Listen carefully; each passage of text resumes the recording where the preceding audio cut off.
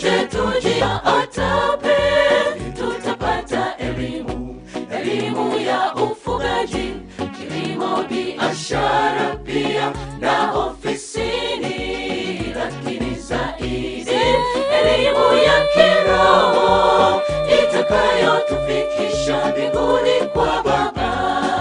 Hivyo ndugu mpendwa, tunakusi leo, uje tujiunge na chama hiki cha atape, tutapata elimu ya ufugaji, kilimo, biashara pia na ofisini, lakini zaidi elimu ya kiroho itakayotufikisha mbinguni kwa Baba.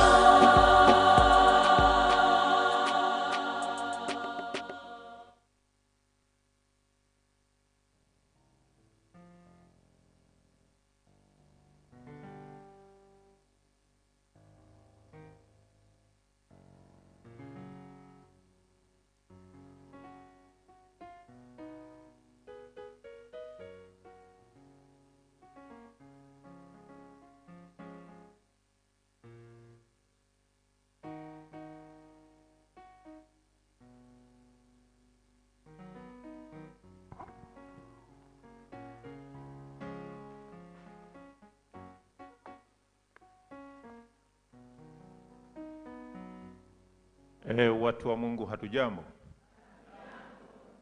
Wala ambao tumekuwa nao tangu asubuhi, nilisimama nikajitambulisha, ni mwenyekiti wa Injilisti wa Lei na ni mwinjilisti Baraka Zabuloni Mbasa. Tukawa tumeleteana masomo ambayo tulikuwa tunaendelea kuelekezana, na hata jioni hii nafikiri mmeendelea. Lakini asubuhi tumekuwa tukiwa na muundo wa kuizungumzia akili ya mtu na usubutu. Watu wengi wamekuwa na dhana ya kuuliza atape ni nini. Baadaye tuliachana kazi ya kwenda huko nyumbani mkiwa na swali la kwamba mtu akitamka chips ni nini. Kwa hiyo watu wamekuwa na maswali mengi, ni viazi vilivyokatakatwa, baadaye unaweka yai. Kwa hiyo ni msemo tu hii.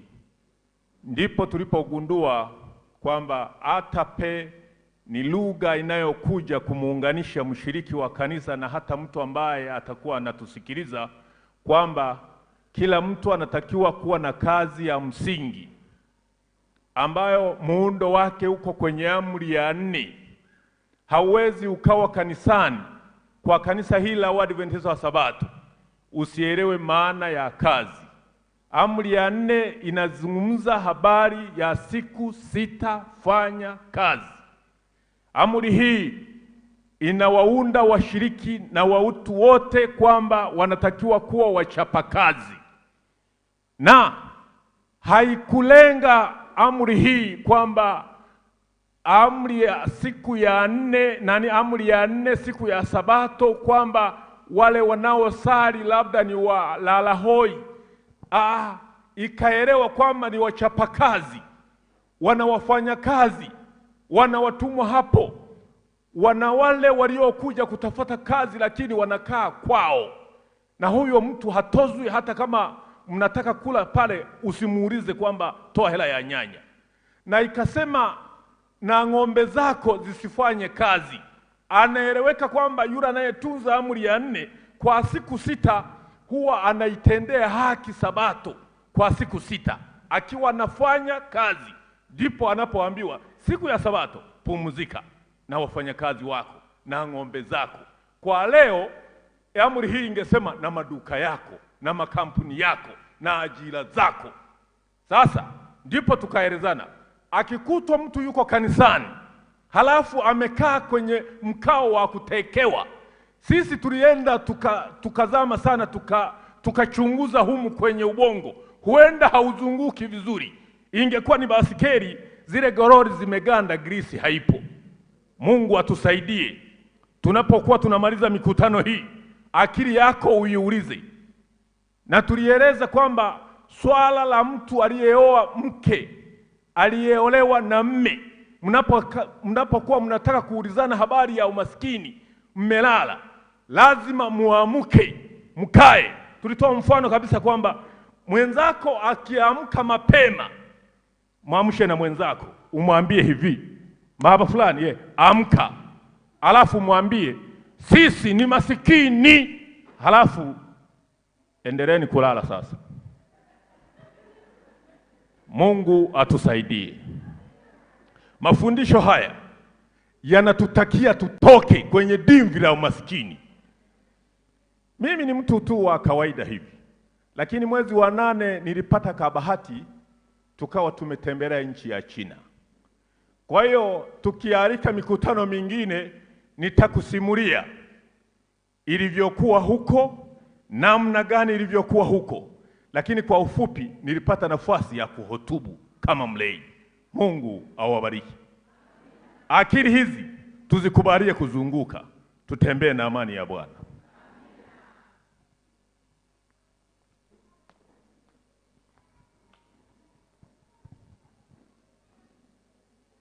Bwana Yesu asifiwe. Haleluya. Bwana ni mwema.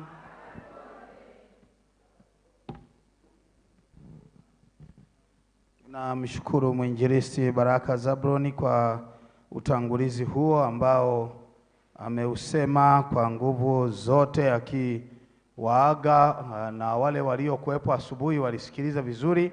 Una hasara kama haukuwepo hiyo asubuhi. Yeye ni mjasiriamali na mwalimu wa wajasiriamali. Ni mjasiriamali lakini mwalimu wa wajasiriamali. Na anapowafundisha wajasiriamali, mimi huwa nafurahi, maana anawafundisha yuko serious. Na kwenye kazi zake ukimkuta hacheki hovyo hovyo. Anasema ukicheka na nyani unavuna nini? Oho, utavuna mabua. Eti unauza biashara afu nichukue kitumbua, chukua vinaisha.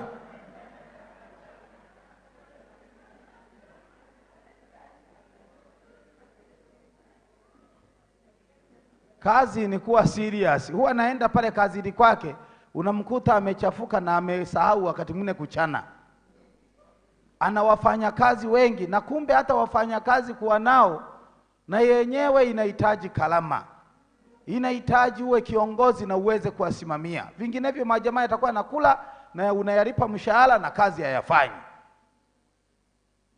Aya, angalia yanayosomba mawe, yale yanayobeba mawe, yanayosaga mawe, yanayoangalia unga, yanayokoroga huku, yanayofanya mashine ifanye. Yaani unakuta anaenda huko, anaenda huko, anaenda huko, anaenda huko. Yuko serious na anafanya kazi. Halafu sasa unaona cha ajabu, wale ambao hata hela hatuna sasa za kufikia yeye, hata vibarua hatujaweka, ndio sasa tunakaa tu tunakula story. Unaenda kabisa mwanaume mzima, umeenda kwenye center pale, alafu kuna kitu fulani ka box ka singi board ka kipande kamechoro vibox viboma boma, kazi ya wajinga. Wanaenda wanaokota mifuniko ya soda. Wenzao walikunywa soda, yeye mwanaume anaenda kuokota ile mifuniko ya soda. Halafu mwingine anaifanya mifuniko ya soda imebinuka, mwingine imejifunika. Wanaanza kucheza, eti wanajifanya Waingereza, wanaona tu kusema kwa Kiswahili, wanaita hii ni nini? Wanasema draft. Ili waone wana akili, wanajua Kiingereza. Kumbe sungesema tu kwa Kiswahili kwamba hii ni michoro ya kupishana. Nasema ni draft. Wanaume wazima ametoka nyumbani kwake, eti hana kazi, anakwenda kusogeza vifuniko vya soda. Huko nyumbani mwanamke hana chumvi, mke ana haha, anaona sasa hata vitunguu vinapungua, lakini mume wake yuko anasogeza mifuniko ya soda.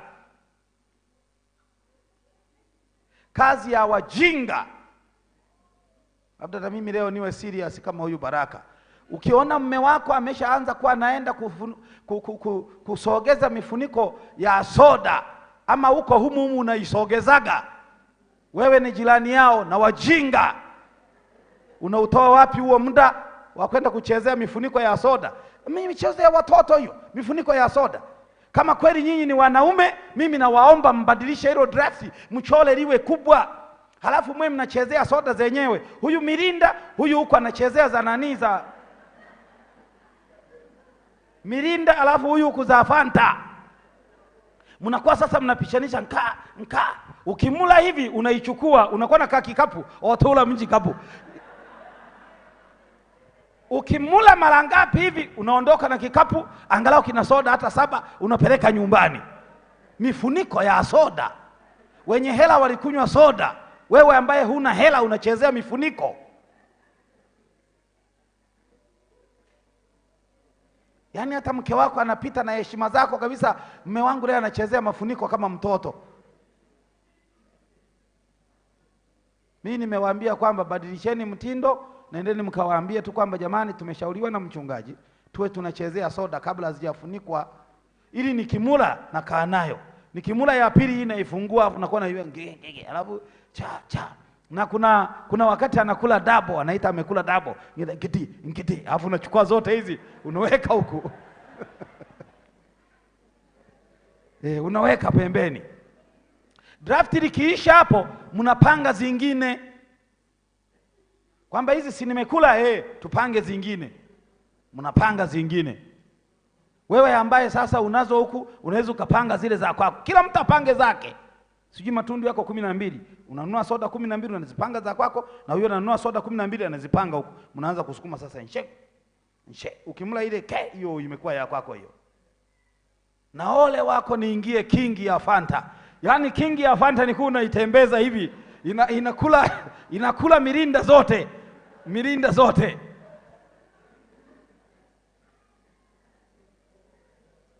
Jamani, kufika nyumbani, kufikia jioni unaweza ukatoka na soda 20. Hata mwanamke atakupokea, atakuona una akili. Hiyo ndio atape jamani. Atape ni kujifunza kabisa bila kuangalia sura. Majitu yamo humu ni mazembe kabisa. Mavijana, suruali zimelegea. Unafikiri kulegeza suruali ndio kupata hela? Limoja nikalikuta suruali imelegea, halafu hapa limerundika kama wallet, na huku tena imejirundika wallet. Ngambia jamaa na wallet kubwa, au ndio zile zinazoimbagwa kule kwamba pochi nene, pochi nene, pochi nene, pochi nene. Ana pochi nene. Wenzake wakaniambia mna kitu huyo. Nikamwambia mna kitu, mbona jamaa imevimba.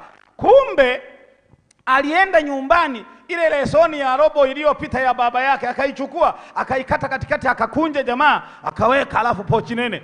Mzee akatafuta lesoni yangu ya uwakili ya robo iliyopita, jamaa amekata, ametengeneza pochi nene. Fanya kazi.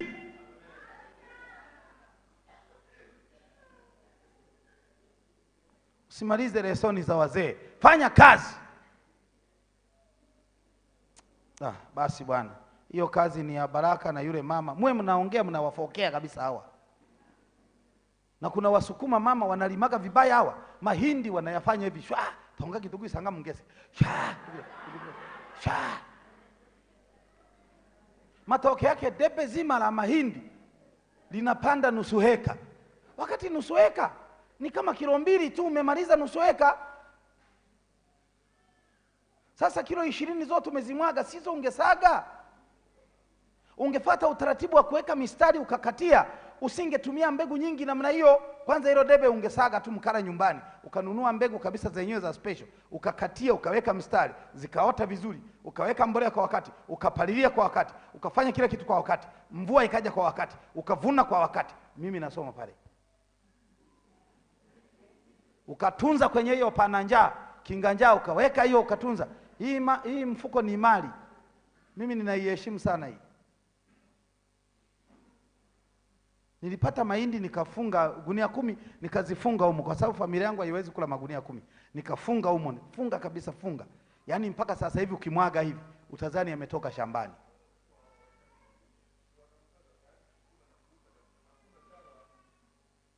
Hawa wanavuna na kuuza.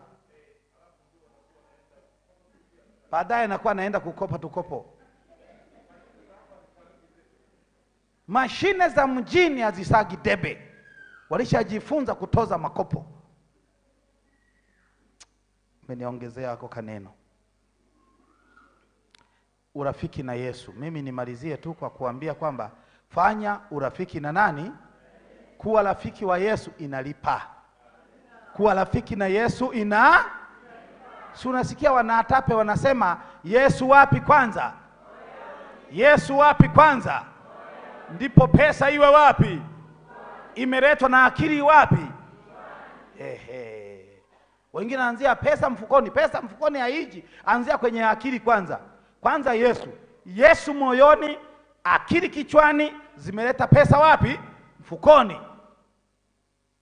Yesu moyoni, akili kichwani hamuna, pesa hamuna.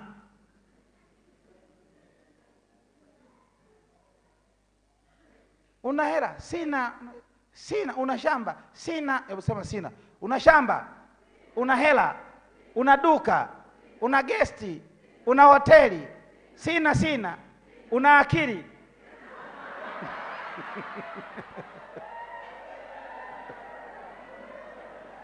Uko sawa kabisa. Tena umesema mwenyewe wala sio mimi. Jamani, si umesema mwenyewe?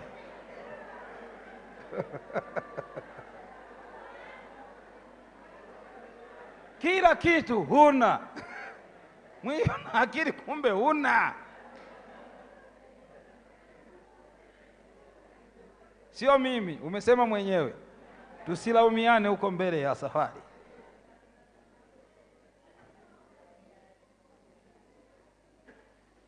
Kitabu cha Yohana. Mimi huwa namtamani huyu jamaa, lakini mambo yake aliyopitia yalikuwa magumu sana. Kuna mtu alifanya urafiki na Yesu, maisha yake alikuwa rafiki wa Yesu na alikuwa mjasiriamali. Nimefuatilia sana maisha yake, hakuwa mwajiriwa huyu jamaa, hakuwa mwajiriwa wala ila alikuwa amejiajiri mwenyewe, mjasiriamali mzuri. Alikuwa anaishi karibu na mji wa Yerusalemu, lakini Yerusalemu yote walikuwa wanamfahamu, alikuwa maarufu. Kila kitu akikifanya cha kwake kinaonekana cha pekee. Mungu anataka watu wake wafanye kila kitu kiwe cha namna gani? Cha pekee. Yaani ukikifanya wewe, wengine wakifanya wanasema umefanya nini? Mngefanya kama fulani. Ukipika hata chapati zako za pekee, mtu akiziona anasema zimetoka wapi? Ukipika mandazi yako ya pekee. Ya pekee. Kila kitu cha kwako cha pekee. Akawa maarufu sana huyu mtu. Ngoja nikusimulie. Alikuwa na dada zake wawili. Dada yake mmoja alikuwa anaitwa Marita. Marita pia alikuwa maarufu. Mwanamke ukisikia Biblia imemtaja anaitwa Marita. Huyu alikuwa katara. Kwa lugha ya sasa anaitwa katara. Katara ni mtu wa catering. Mpishi, mtaalamu wa kupika. Watu wa Yerusalemu wakifanya sherehe zao wanaambizana, umemwambia Marta, umemkodisha Marta kwenye hii sherehe yako? Kama hujamkodisha unakwambia umehomba, umekula hasara. Hapa leta Marta. Kama una wageni wengi na unataka vitu vikae vizuri, una wageni wa kimataifa, leta Martha hapa. Una shughuli yako kubwa, lete Martha. Una harusi yako, lete Martha. Una mambo yako, lete Martha. Mwanamke pika, mpaka kwenye kupika tu uchukue jina. Kupika tu, yani hata kupika watu wanapika tu. Pika tu, mboga pika tu, ugali pika tu. Akipika wali na wenyewe ndugu yangu amepika tu. Mara hapa umejibumba kidogo, hapo umeachiana, umejikusanya hapo hapo umelowana. Sasa wali huku umelowana, hapa unajibumba, huku kama ugali, huku umeachia. Huu ni wali?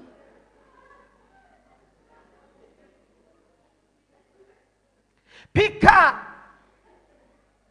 Sikia, huyu mwanamke anaitwa Marita. Yeye aliamua kwamba shughuli zingine fanyeni, lakini kwenye kupika full stop. Mtanitafuta. Wanaooa nitafuteni, wanaoolewa nitafuteni, sijui send off nitafuteni, sijui sherehe gani nitafuteni, birthday nitafuteni. Wewe watakutafuta kwa lipi? Huo umbea, nani anatafuta wambea? Mashindano ya umbea, muendeeni mama fulani. Anapaka na mafuta mdomo, anaweka lipstick, maana anaenda kuongea kwa spidi. Sikiliza nikwambia dada, yani kwambia ilikuwa hivi, yule hakuepo, si lolote si chochote ndugu yangu, si mali kitu, mti mpapai haufai kwa kuni wala mbao. Ufai, hiyo professional yako haina mashiko, hakuna idara itakayokuajiri. Hatuna kitengo cha wambea. Chagua kitu, ufanye kitu, kieleweke kitu, halafu uwe rafiki wa Yesu. 11:11 anasema hivi, alisema hayo kisha akawaambia hayo, akawaambia rafiki yetu Lazaro amelala, lakini nitakwenda nipate kumwamsha. Yaani mpaka Yesu, jamani, baraka, Yesu mwenyewe ndiye anasema kwamba rafiki yetu Lazaro. Yaani sio wewe kujipendekeza kwa Yesu. Yesu mwenyewe ndiye anasema huyu ni rafiki yangu Lazaro amelala. Yesu alifanya urafiki na Lazaro baada tu ya Yesu kutembelea kwa mara ya kwanza Bethania. Maana ya neno Bethania ni nyumba ya mitende. Bethnia maana yake nyumba ya mitende. Ni kilomita 2 kutoka Yerusalemu, sio mbali sana, ni kamji kadogo lakini maarufu. Yesu akaingia Bethania kwa ajili ya kazi zake za utume. Watu wengine wanamuona kama wa kawaida, wanamsikiliza kikawaida, hawamjalijali. Lazaro ndipo alifanya urafiki na Yesu kwa mara ya kwanza, kwamba mzee, utakapomaliza hii kazi yako ya kuhubiri, kufundisha, karibu nyumbani kwangu. Na Yesu anayejua kusoma moyo akaona kweli nimekaribishwa na mtu ambaye karibu yake sio ya mdomoni, karibu yake inatoka wapi? Yesu akamaliza kazi zake, akaenda kwa Lazaro, akakuta ameandaliwa chakula. Mpishi anaitwa Marita. Marita, dada njoo, maana Marita naye alikuwa na kwake. Marita, dada yangu njoo, leo nina mgeni, yule mwalimu anayehubiri na kufundisha Yesu Kristo nimemwalika nyumbani kwangu. Yesu Kristo amemaliza kazi, anaenda kwa Lazaro, chakula kwa Lazaro, akalala kwa Lazaro. Ngojeni niwaambie, kila mtu, viongozi wangu, anapenda kukalimiwa na kupendwa. Jamani, haleluya. Yaani kutokea siku hiyo Yesu ikawa hata kama anahubiri Yerusalemu, alikuwa akihubiri Yerusalemu, akiona jua linazama, anatokea mlango wa kusini, anashuka kwenye bonde la Kidroni, anapandisha hapa juu, anakuja kwenye kale kabustani ka Getsemani, anajumulisha, anaenda moja kwa moja, anaenda kulala Bethania. Ikawa ndio kawaida yake. Mahali popote ukikarimiwa, ukaona kabisa kwamba huyu mtu amenienea, yani amenikaribisha mzima, ameingia moyoni mwangu. Yesu akawa rafiki wa Lazaro, anafanya kazi zake. Hata wakimuuliza kwamba mzee, humu Yerusalemu huna nyumba, humu Yerusalemu huna hata kachumba, vipi tunaenda wapi? Kwa mji, nashuka kwa Lazaro. Jamani, haleluya. Yani mpaka Yesu amezoea, yani Yesu mpaka anazoea kwamba hapa ni nyumbani bwana. Yani anaingia huna wasiwasi. Unajua ukizoea mahali unakuwa unaingia huna nini?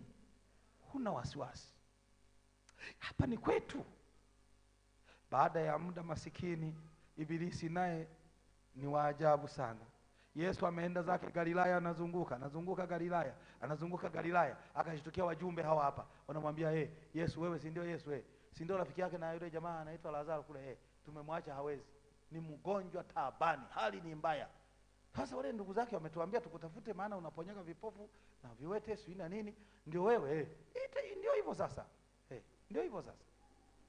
Lakini Yesu hakujali ule mwaliko, akawaambia tu kama jamani, tumeletewa habari rafiki yetu Lazaro anaumwa. Wakaendelea na safari, wanazunguka. Siku ya 3 wanazunguka, siku ya 4.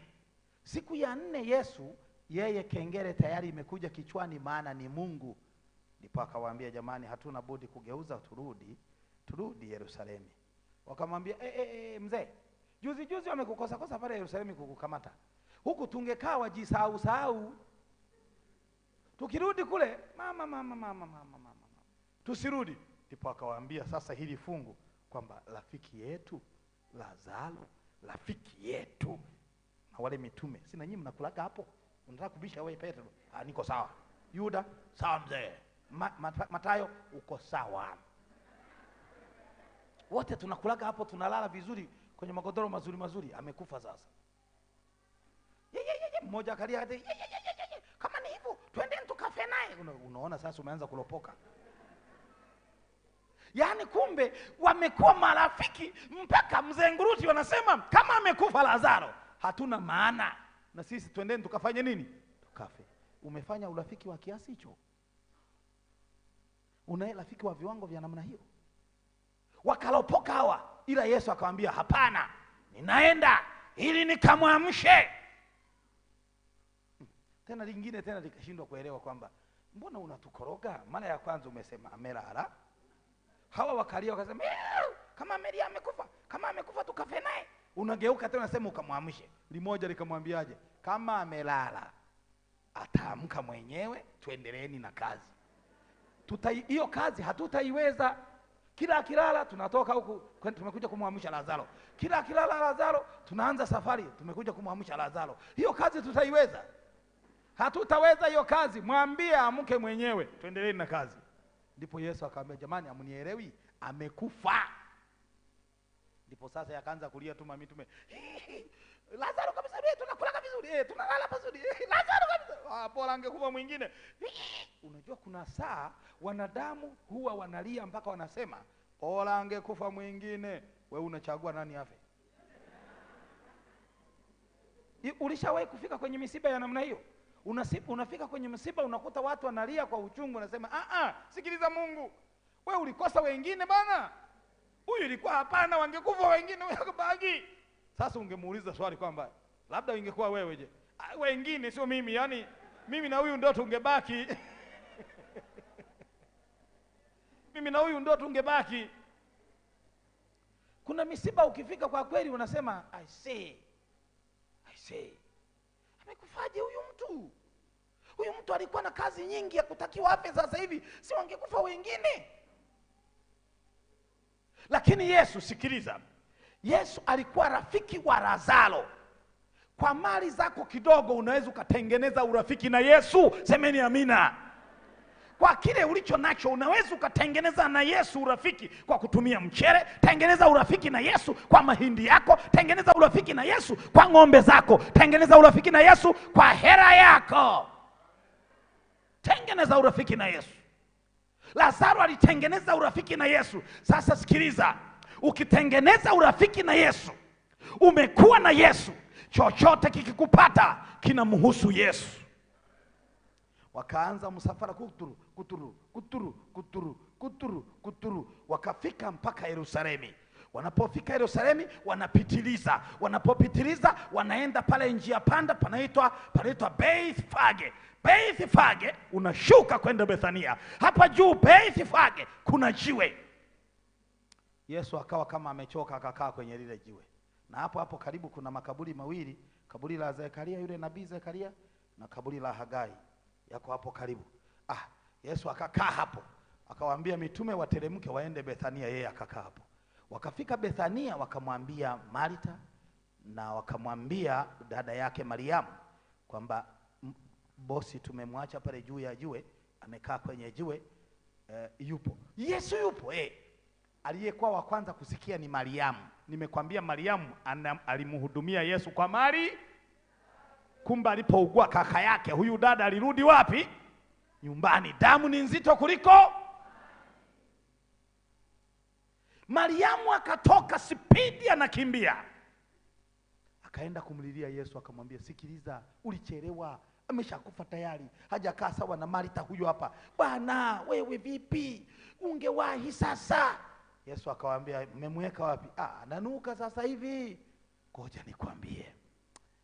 Hata ndugu zako wanaweza wakakukataa, lakini Yesu bado anakukubali. Unajua Yesu akawaambia nipelekeni. Wale madada wakakataa. Wakamwambia sasa hivi ananuka, hakuna sababu ya kwenda huko. Lakini Yesu anasema anayenuka ni rafiki yangu, nitakwenda karibu naye. Anayeumia ni rafiki yangu, huwa ananilisha akiwa hai. Niacheni, nionyesheni mahali alipo. Sema amina. Hata kama unanuka, Yesu ni rafiki yako. Haleluya. Wakati wengine wameziba pua, Yesu hashiki pua, anakuja kwako. Sema amina. Fanya urafiki na Yesu kwa mali hizi za dunia za kupotea. Yeye anao uzima wa milele. Unajua watu wakanungunika, limsafara lote linateremka kwenda makaburini. Mwisho na wale waombolezaji wote wakaja, na waombolezaji wengine wote wakaja, na wanaotoka huku wakaja, kwamba jamani, vipi, mbona mnaelekea makaburini, mnaenda kulia? Sema huyu ndio Yesu, alikuwa rafiki yake. Unajua bwana, Mayahudi alivyokuwa makorofi, si akaanza kubeza huko nyuma. Alikuwa wapi sasa? Anaponyaga vipofu. Ajaribu sasa tu. Hai, jamaa wa ajabu kweli, amechelewa halafu anakuja kutusumbua kwenda kaburini. Kaburini kufanya nini? Wakateremka wanakwenda kaburini, maana humo kaburini kuna rafiki wa Yesu. Jamani, haleluya. Nyinyi hata kama sio rafiki yenu, Yesu anasema mimi ni rafiki yangu, nipelekeni mahali alipo. Walipofika tena kaburini wakazani imeisha. Unajua Yesu ana mambo mengi. Walipofika kaburini akasema jamani, vipi hapa? Ni hili jiwe waliloziba sasa ndio kaburi, hivyo wameziba hapa, liondoeni. Akaamurisha tena akasema liondoeni jiwe. Wakarudi tena wakamwambia Yesu, ananuka sana, ukiliondoa jiwe ananuka. Sikiliza nikwambie, Yesu akatumia mamlaka ya sauti ya Mungu, sauti ya uungu.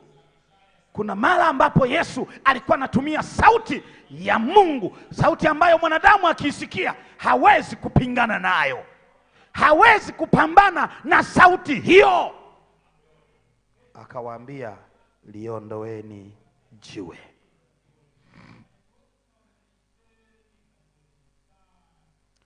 Inabidi tu sasa wakateremka wanaume kwamba jamaa mwenyewe mkorofi anaambia tuliondoe jiwe. Mtu mwenyewe ananuka sasa hivi, siku 4 ameshaoza, alafu natuambia tuondoe jiwe. Nini basi, kwa kuwa ngoja tuliondoe, atalirudisha mwenyewe. Yaani huyu tunaliondoa asifikiri watu wakaenda kwanza kusukuma lile jiwe, kungurukutu kusukuma lile jiwe, lakini nakwambia kila mmoja amekaza vua na kukaa pembeni kwamba haya uliokuwa unasema tuliondoe, haya tumeliondoa, sasa fanya unachotaka.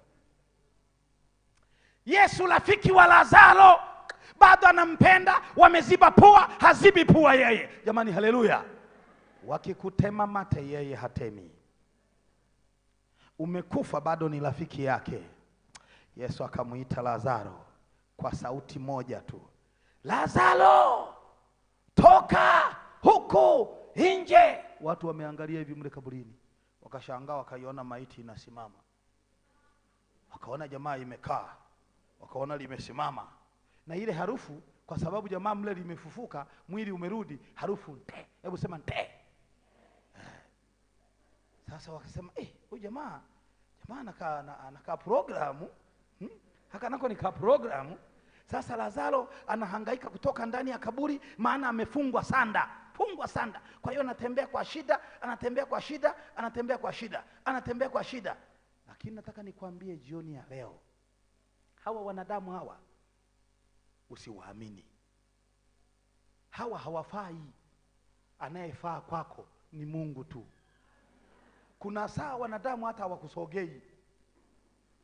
Kuna saa wanadamu kabisa waliokuwa wanajidai kwamba wewe ni rafiki yake, wewe ni jamaa yake, hawawezi kukusogea. Kuna saa ambayo ni Mungu peke yake, ni Yesu peke yake nayeweza akakuvumilia. Ngoja nikwambie, Lazaro anatoka kwa shida. Majamaa kila anaposogea yanaacha njia. Mtu aliyekuwa amekufa, kwanza hatujajua aidha ni soke, ni jini, ni makata, ni kitu gani hiki kinachotembea, au ndio mwitunga, nini inatembea hii? Nani unamwendea nani amshike? Kila akisogea wanadamu wanasogea wapi? Mbali. Hakuna kitu kinachoogopeka duniani kama maiti. maiti ionekane inajitikisa hivi. Watu wote sasa hivi wengine watangangania dirishani hapo, anajaribu kupitisha kichwa na nondo ziko hivi.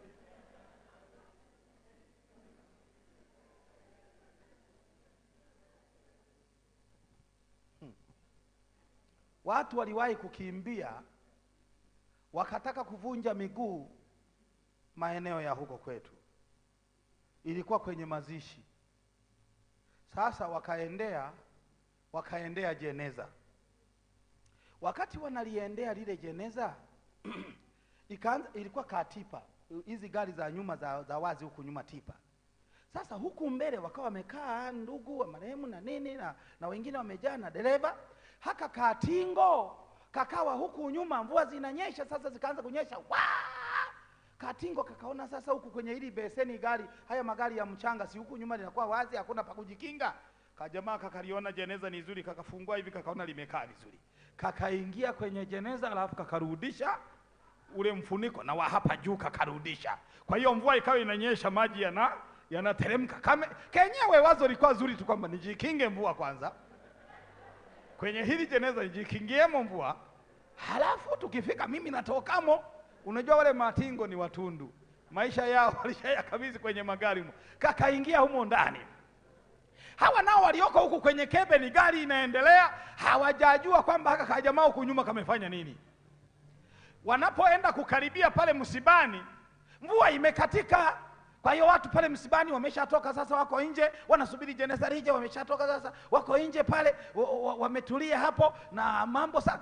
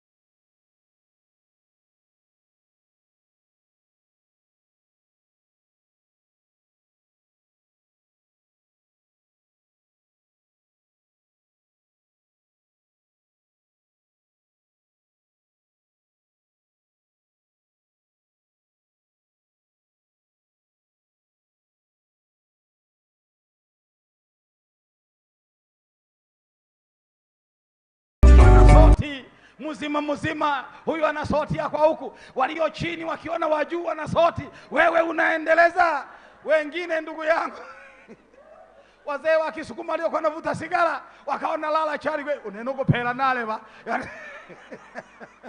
mimi kukimbia mamigu yanauma, yani ambaye hawezi kukimbia na lala chali.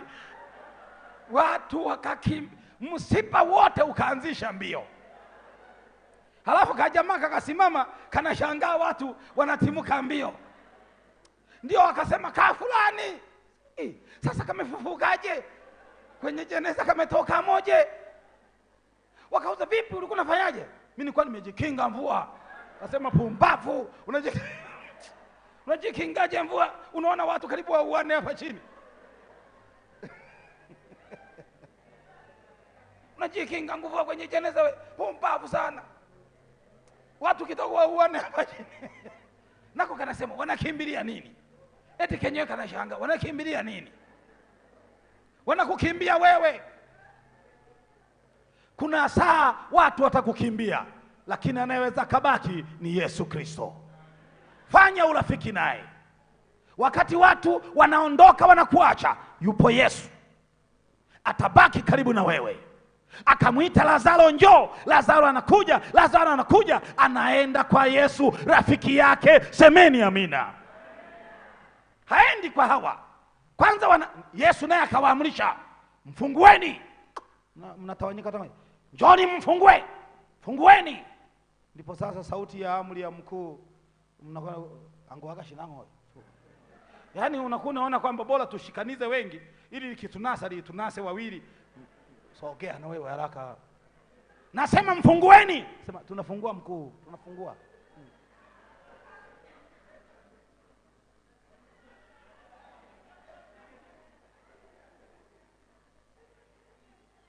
Na hapo ndipo sasa watu wanaukataga ushemasi. Mashemasi anzeni, mashemasi.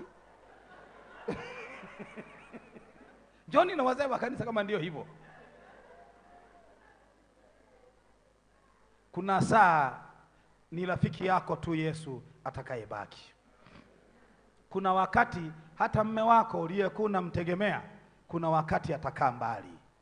Nataka nikwambie hata baba kuna wakati hana kazi. Hata mama kuna wakati atakaa mbali.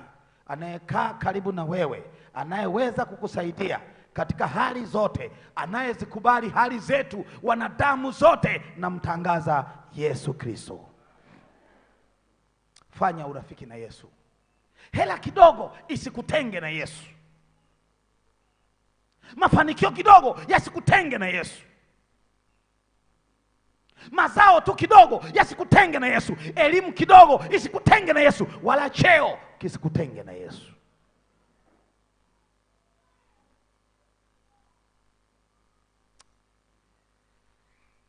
Yesu akamfufua Lazaro.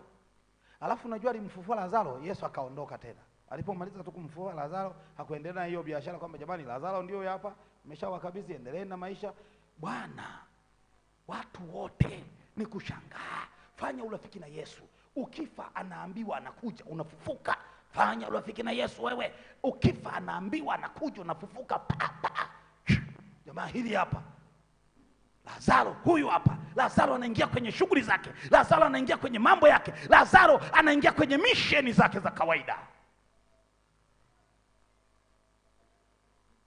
Baada ya miezi miwili ndipo namalizia.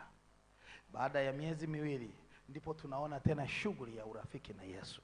Nimalizie jioni ya leo kwa neno hili. Baada ya miezi miwili kupita, Yesu akaanza ile safari ambayo nilianza kukusimulia jana.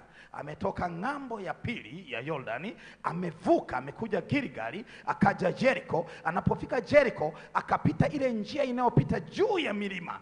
Akapita juu ya milima kilomita 17 juu ya milima. Anapokuja kushuka, haingii Yerusalemu, anashuka anaenda Bethania. Na hapo Yesu alikuwa amebakisha siku 6 tu za kazi, ya 7 atakufa. Ilikuwa ni Ijumaa, kufikia Ijumaa atasurubishwa. Akaenda tena kwa Lazaro.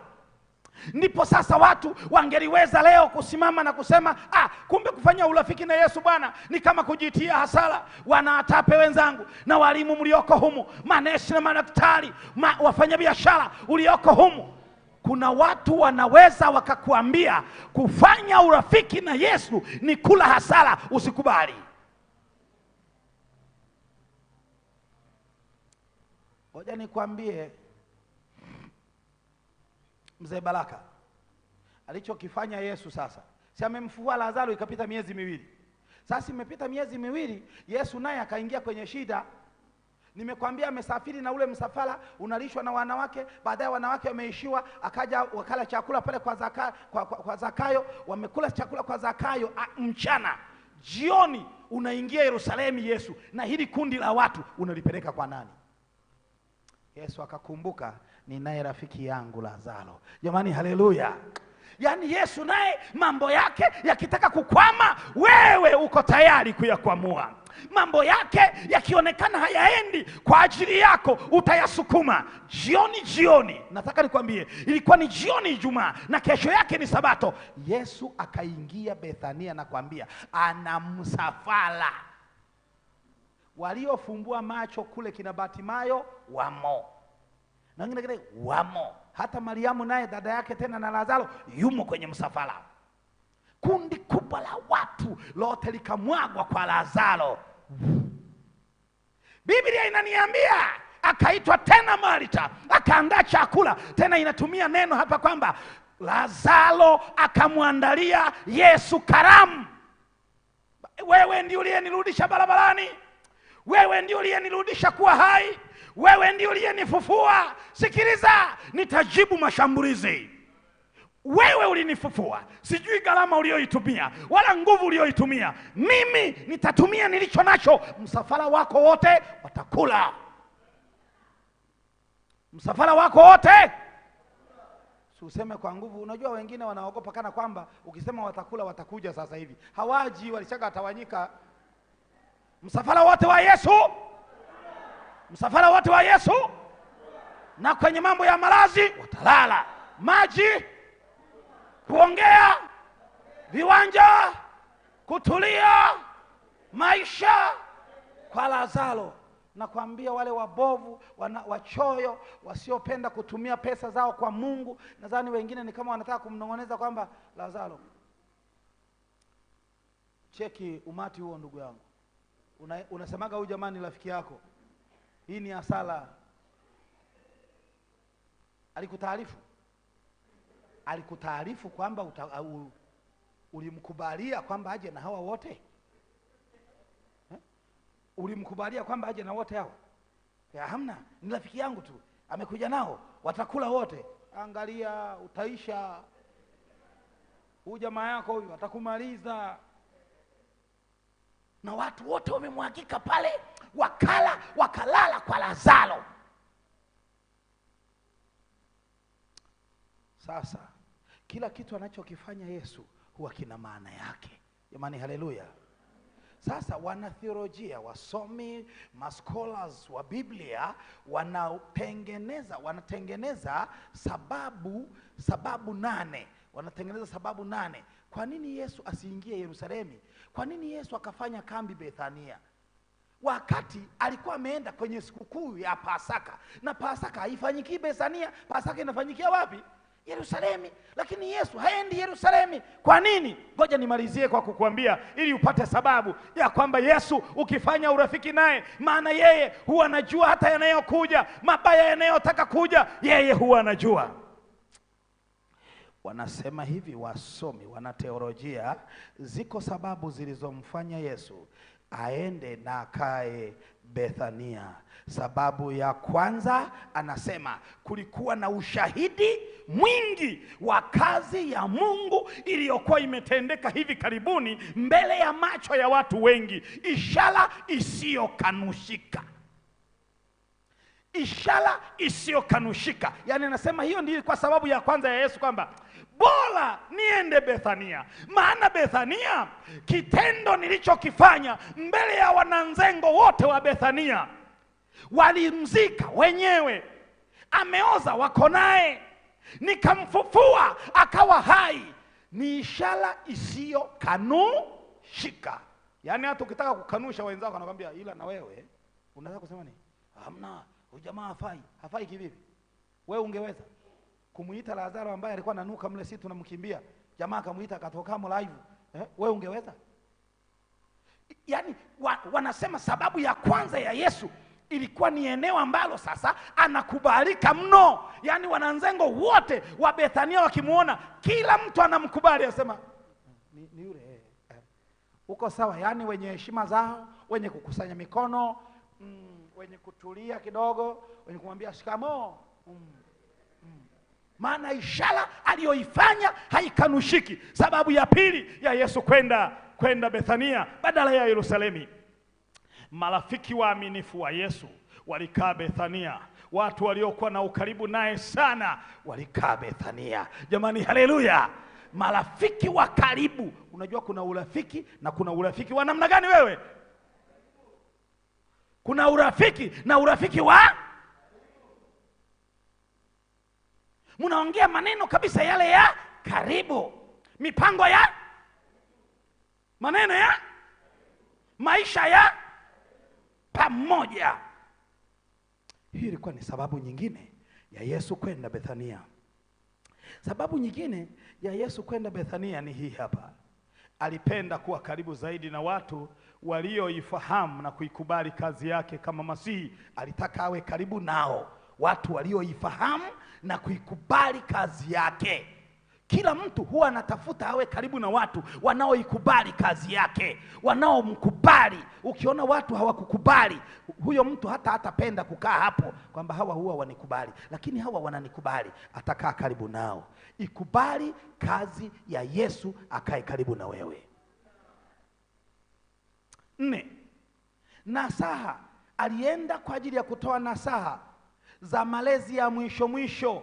Ni moja kati ya sababu pia alipaswa kutoa mashauri kwa waumini hawa wachanga lakini wenye juhudi katika wanachokiamini, ili wasikatishwe tamaa na matukio yaliyokuwa karibu kumpata Bwana wao. Alikuwa ameenda kuandaa wale wateja wake, waumini wake wachanga, watakapomwona amening'inizwa msalabani, anachomwa mikuki, anateswa, ili wasikate tamaa. Anasema ilibidi Yesu awe karibu nao, kama kuwa nurturing, malezi. Anajaribu kuwalea na kuwatia moyo kwamba kuna mambo yanakuja jamani, msikate tamaa. Akaona awe karibu nao. Jambo jingine ambalo lilimfanya Yesu pia aende hapo, hili ndio huwa ninalipenda sana. Yohana 12 fungu la 10, ndipo sababu ya 5. Anasema sababu ya 5 ni hii: Lazaro alikuwa anatishiwa kuuawa, kwa sababu watu wengi waliamini kupitia muujiza wa kufufuliwa kwake. Uwepo wa Yesu ulikuwa ni faraja kubwa kwa familia ya Lazaro, maana Lazaro alikuwa anawindwa auawe. Ukisoma fungu la 10 katika Yohana 12, anasema na wakatuma watu ili wamuue Lazaro. Kwamba tatizo sasa, anayeletereza watu wengi wamwamini Yesu jamani, ni yule Lazaro aliyefufuliwa pale Bethania. Tusipofanya mpango wa kumuua na kumpoteza, hii dini yetu na mambo yetu yataharibika. Watu wote sasa hivi wanataja jina la Yesu, watu wote sasa hivi wanamfuata Yesu, watu wote wanamshangaa Yesu, watu wote sasa wamemwamini Yesu. Sababu ni Lazaro. Tumshughulikieni Lazaro. Ndiyo maana Yesu aliwaambia tuahini twende, na walipoingia anasema twendeni Bethania. Wiki yote hiyo alikaa Yesu Bethania. Alikuwa anaenda asubuhi Yerusalemu, anaingia hekaruni. Siku ya Jumapili aliingia Yerusalemu kwa shangwe ile unayosikia walipunga mitende hivi. Ilikuwa ni siku ya Jumapili baada ya hii sabato aliyoisali hapa Bethania. Jioni akarudi. Kesho yake Jumatatu ndio alitengeneza kikoto, akawakokota watu mle hekaruni, akawatandika Yesu, akawatoa. Alipomaliza akahutubia, akaponya wagonjwa, akarudi Bethania. Jumanne alirudi tena Yesu, ndipo akaja kutoa unabii ule wa Mathayo 24, Luka 21, pale anapozungumzia matukio ya siku za mwisho, Yerusalemu itakavyobomolewa, itakavyovamiwa. Alieleza mifano kama 7, alafu akaponya wagonjwa. Akiwa amechoka sana jioni hiyo ya Jumanne, akaenda juu kwenye mlima wa Mizeituni, akashuka kwenye bustani ya Getsemane, akafanya maombi. Usiku wa manane akashuka Bethania, akaenda kulala. Kesho yake Jumatano hakwenda, akashinda tu amekaa kwa Lazaro. Jumatano hakwenda Yerusalemu, akashinda tu anasikilizea. Alhamisi ndipo akawaambia nendeni mkatuandalie mahali ili tuile Pasaka. Ndipo wakaenda kwa Mariamu aliyekuwa na nyumba ya gorofa, ameandaa chumba gorofani, wakakaribishwa. Alhamisi Yesu akaenda Yerusalemu. Usiku huo akala Pasaka, na usiku huo akakamatwa. Usiku huo akazungushwa kwa Pilato, kwa Herode, kwa Pilato, kwa Herode, hekaruni, kwa Pilato, kwa Herode, hekaruni, kwa Pilato, kwa Herode, mpaka asubuhi. Huku anapigwa kama saa 12 asubuhi hivi, ndipo wanamtoa. Kama saa 1 hivi na dakika 40 wanalitoka lango, wanakata kushoto. Wanapotoka kwa lango la kaskazini, wakakata kushoto, wanaelekea kwenye kakilima kale kadogo kanaitwa Golgotha ama Kalvari ama fuvu la kichwa. Hapo ndipo wakamsulubisha.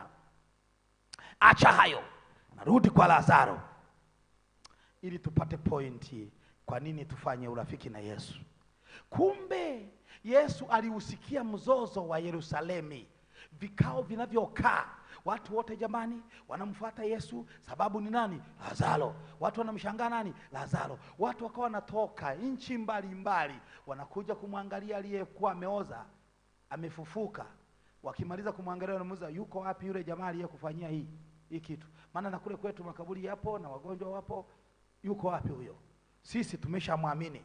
Mafarisayo, Masadukayo, wanasheria wakachukia, wakasema tusipomuua Lazaro, Yesu yeye ni Mungu. Wanapanga mipango yao huku, yuko ng'ambo ya Yordani, anasafiri anakuja, anajua kwamba lazima niende nikapige kambi Bethania nimlinde Lazaro. Kuna watu wanataka kumuua. Simulizi inasema hivi, siku ya Sabato hiyo hiyo ndio ilikuwa siku ya kuuawa kwa Lazaro. Yaani walipanga kwamba tunamuua Lazaro siku ya Sabato. Na wale wauaji wakaja. Tatizo likawa hili hapa sasa, ngoja nikwambie.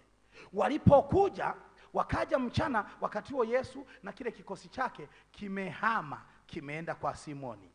Simoni Mfarisayo, yule mkoma, ambaye naye aliponywa na Yesu ukoma. Na yeye alipoona Lazaro aliyefufuliwa ndugu yangu amefanya kasherehe, memchinjia Yesu, anakula Yesu, naye akajitutumua kwamba wana watu watakusemaje ndugu yangu? Mimi mwenyewe ni kwa mkoma. Kwa hiyo na mimi ngoja niandae kasherehe hapo. Akaja akamkaribisha Yesu kwamba Yesu, na mimi kwangu karibu jioni, chakula cha jioni ni kwangu. Msafara ukahama, yale majamaa yamekuja yaliyotumwa kuua. Yalipofika sasa mzee Nguruti, shida ikawa ni kwamba Yesu amekaa kama alivyokaa hivyo. Aliyekuwa amekaa karibu ameegemea bega la Yesu ni Lazaro. Umetumwa kumuua Lazaro. Anayemfufuaga ndio yuko hapo hapo.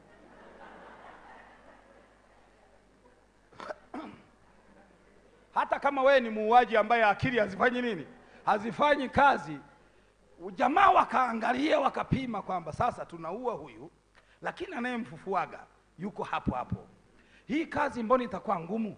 Maana tunaweza tukakata keche, alafu jamaa huko anaendelea kwa ufalme wa Mungu umefanana na juya, huko anaweka kile kichwa kinarudi. Jamani, keche. Ufalme wa Mungu umefananishwa na mpazi. Jamaa wakazubaa tu, wakasema sasa labda tusubiri Yesu akifanya nini? Akiondoka. Na Yesu sasa haondoki. Kwanza Yesu anajua mpo, wauaji mmeshakuja.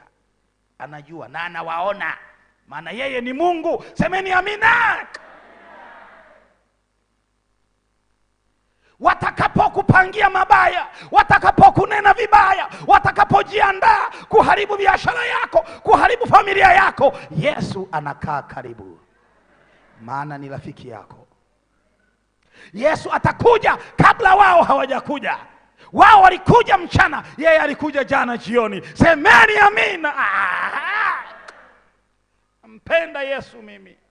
Anajua timing. Hebu sema timing. Timing. Alijua watakuja kesho yake mchana. Akaja jioni, akalala hapo hapo.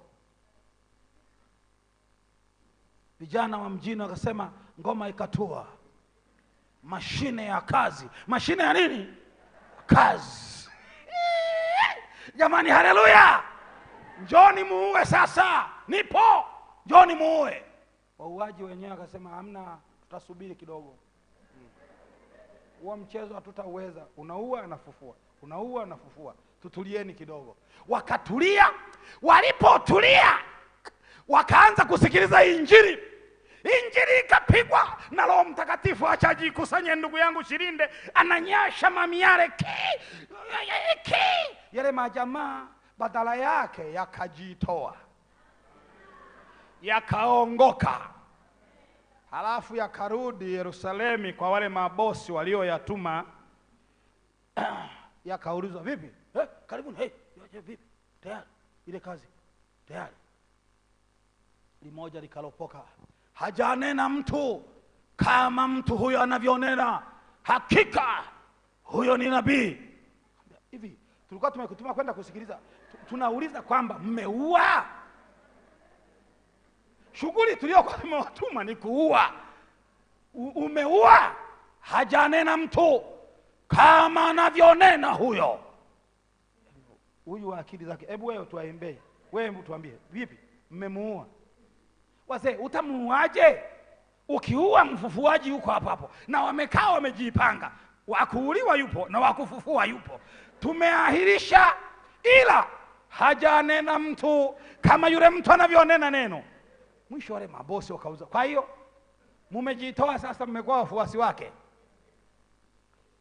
Yaani ingekuwa ni leo unaweza kujibu kwamba hivyo hivyo kama unavyoongea hivyo hivyo bwana. Haleluya! Nikuachie neno hili mwana Atape. Fanya urafiki na Yesu. Hujui wanayoyapanga gizani kwa ajili yako. Hujui vikao vinavyokaa kwa ajili ya kujadili familia yako. Wengine wanajadili cheo chako, wengine wanamjadili mke wako, wanawajadili watoto wako, wanajadili mambo yako. Kuna watu wanajadili, na hiyo ndio kazi na ajenda ya Ibilisi.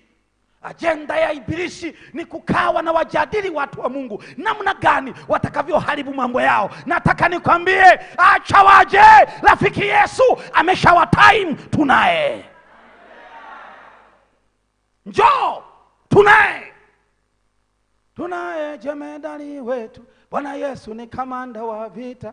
Wachawi wanauliza, ni nani kamanda wa vita? Tunaye jemedari wetu. Bwana Yesu ni kamanda wa vita. Waongo wanauliza na wachawi wanashangaa, wazinzi wanatoa macho, ni nani kamanda wenu? Tunaye jemedari wetu. Bwana Yesu ni kamanda wa vita. Haleluya!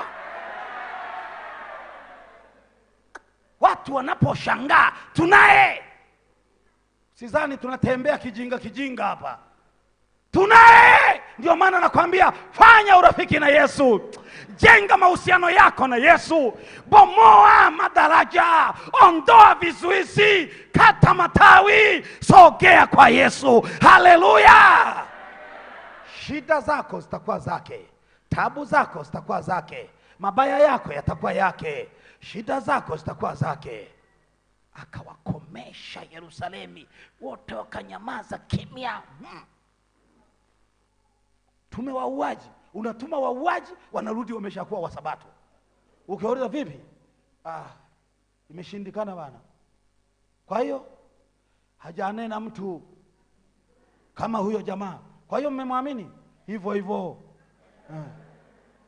Tayari hao inabidi uchukue wengine ukiwatuma nao neno. Jamani, haleluya! Jioni ya leo wangapi wanasema, Yesu nifanye niwe rafiki yako, nisaidie kuondoa vizuizi. Yesu, simama kwa Yesu. Simama.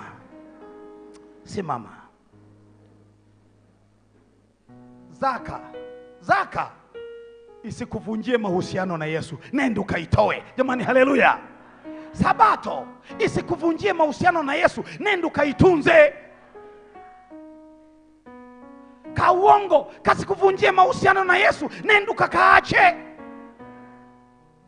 Udokozi, chokozi, fujo, nenda ukaziache, zisikuvunjie mahusiano na Yesu. Msogelee Yesu, jenga mahusiano na Yesu, jenga urafiki na Yesu. Kama ni kutoa, toa. Kama ni kuhudumia, fanya vyote ili kuimarisha urafiki wako na Yesu.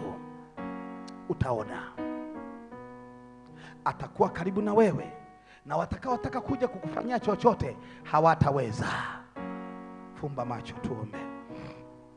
Baba mwema, Muumbaji wetu mwenye rehema, Mungu mkuu, kwa hakika wewe ni wa pekee. Upendo wako ni wa ajabu. Wanadamu wa dhambi, wachovu, ambao tulikuwa hatufai kabisa, ukamtuma mwanao wa pekee, Mungu Yesu Kristo, akaja kutufia, akauvaa ubinadamu wenye shida ili atengeneze urafiki na sisi, akatoa gharama kubwa ya damu yake. Baba, jioni ya leo tunaikubali kafara ya mwanao, tunaukubali upendo wa mwanao, tunaukubali upendo wako Baba, tunaukubali ukombozi wako. Tunakupokea Yesu upya ndani ya mioyo yetu, uwe rafiki yetu. Tuondolee dhambi, tuondolee makosa yetu, tufutie shida zetu, matatizo yetu. Baba, tunatamani utukumbatie, tuwe katika kifua chako, ili wabaya kama wale wa Yerusalemu, wenye kutuwazia mabaya, wenye kutufikiria vibaya, wenye kututakia mabaya, wakipanga mipango yao, Yesu aliye rafiki yetu aivunje ajenda yao. Pindua ajenda zao, bomoa mawazo yao, haribu mipango yao, kata majaribu yao. Tunatamani Yesu tutembee na wewe. Wakati fulani Mungu wetu utakuja kwetu, unataka tukuhudumie kama Lazaro kwa mali zetu chache tulizo nazo. Baba, kutano lote hili limesimama na mimi mtumishi wako tunakiri, tuko tayari kukuhudumia. Mlipuko wa Injili, effort mbalimbali kuzisimamia, kutoa vyakula vyetu, kuhudumia wahudumu mbalimbali na wahubiri wanaokuja. Baba, tubariki ili tufanye kazi yako. Gharama hiyo ndogo hatutakubali ituvunjie mahusiano na wewe Yesu. Tupiganie sasa, utusaidie. Watu wakitutazama, watu wakituona, waseme hawa ni watu wa Mungu. Bariki kutano hili, wabariki Wanaatape, bariki Mganza yote, bariki na wale wajumbe waliotoka sehemu mbalimbali. Na kesho kutakuwa na mafuriko hapa, watu wako wote watakao kuja, Baba uwabariki. Ili katika mkutano huu tutoke tumejenga mahusiano na wewe Yesu, ukitupigania na kutulinda nyakati zote. Na kwa sababu Yesu umekubali kuwa rafiki yetu, kwa kuwa hata Lazaro ulimfufua, fufua biashara ya huyu mama, fufua kazi za watoto wako, fufua miradi yao, fufua kazi zao zilizoharibika, fufua mipango yao iliyokwama. Kwamua Mungu wangu, fufua afya zao zilizoharibika, fufua. Ulipomfufua Lazaro alikutumikia, fufua biashara zetu tukutumikie. Fufua mipango yetu, fufua kazi zetu, fufua miradi ya watoto wako, fufua afya zao, watu wako wakutumikie. Asante Mungu wangu, naamini wewe huwa hunyamazi, utatenda. Nenda ukatende kwetu, ili tuzidi kukutukuza na kutoa shuhuda kwamba wewe ni Mungu wa pekee na hatuna Mungu mwingine ila wewe. Rehema na neema za mwanao Yesu Kristo, upendo wako Mungu Baba, ushirika wa Roho Mtakatifu ukae katikati yetu, kwani tunaomba katika jina lako Bwana wetu Yesu Kristo mwokozi wetu, amen. Jamani, Mungu awabariki. Ni kutoka Kigoma mpaka kanda ya Ziwa, bubujiko la mafanikio linatufikisha nyanda za juu milimani. Na utulivu wetu unaokuangazia matukio na kazi moto moto. Wanapita mlevi, anapita pala anasema, "Bemwe mleta kila aina tu." Usitazame unapiga picha watu wanaangamia. Volkano ya furaha na zile sauti zake shujaa ndizo zinazotupa sifa ya kuipaza sauti kitaifa na kimataifa.